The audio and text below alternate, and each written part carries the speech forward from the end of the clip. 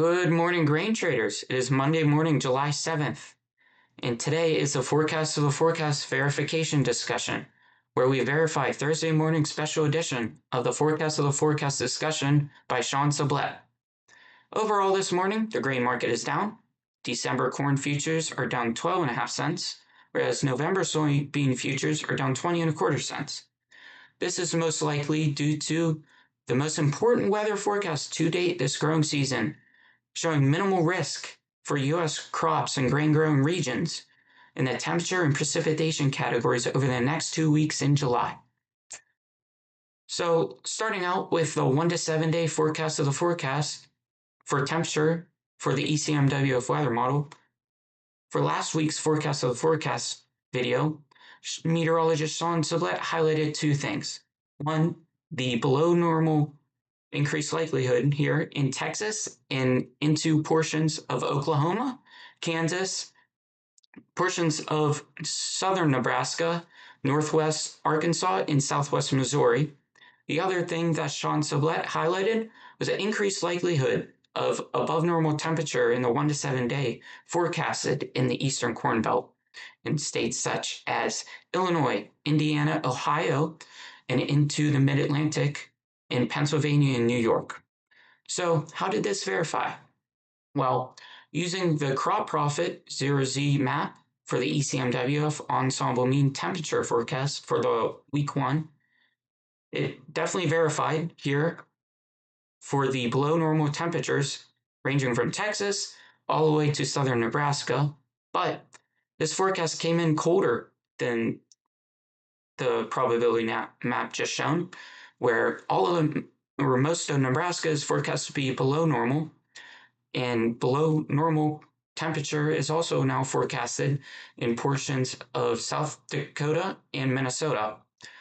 Another portion that verified that Shawn Sublet mentioned was the above normal temperature in the 1 to 7 day in the eastern Corn Belt and into the mid-Atlantic. Now let's move on to the week 2 forecast of the forecast for temperature using the ECMWF. Overall, the ECMWF forecasted an increased likelihood for a majority of the U.S. grain-growing regions to receive above normal temperature in the week 2. Note that there is this white region here, which means one of two things. One, either during the calibration process, that there is no skill in the model, or two, that the ensembles are quite spread, which means that there could be uncertainty here, or the forecast can change rapidly in this portion of the US here. So we need to monitor that region here. But what does the forecast show?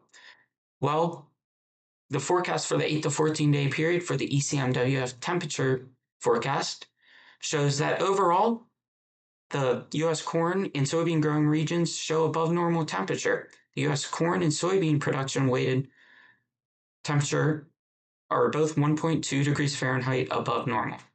Note, although, that there are colder than normal temperatures in Oklahoma, Kansas, and Minnesota, and into portions of Wisconsin. Now, let's move on to precipitation.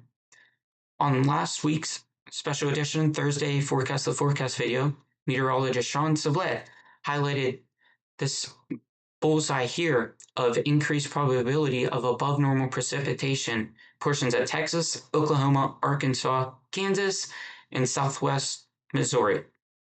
There is also a 40 to 50% probability of above normal precipitation occurring in the surrounding states and regions.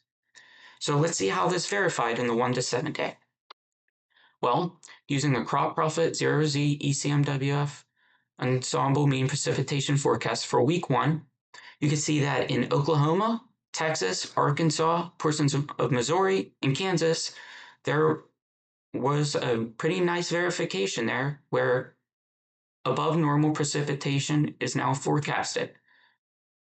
Note, however, that in the eastern Corn Belt, that below normal precipitation is forecasted, and also in the mid-Atlantic region.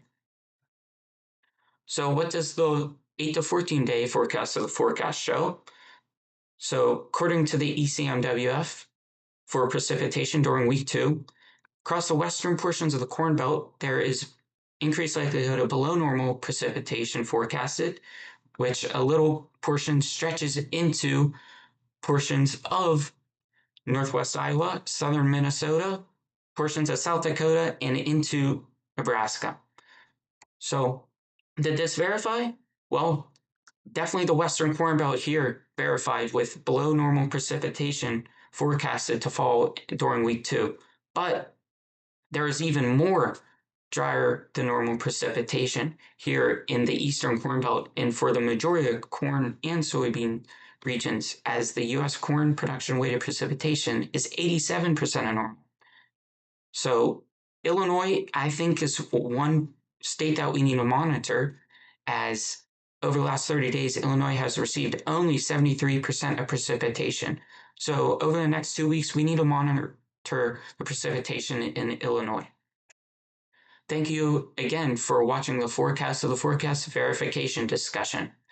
We really appreciate you, and please don't forget to like, comment, subscribe, and turn on those notifications. We look forward to you watching Friday's video for the Forecast of the Forecast discussion. Please don't forget to register for the July grain market weather webinar. The link to register will be in the description. Have a great rest of your day and see you back on Friday.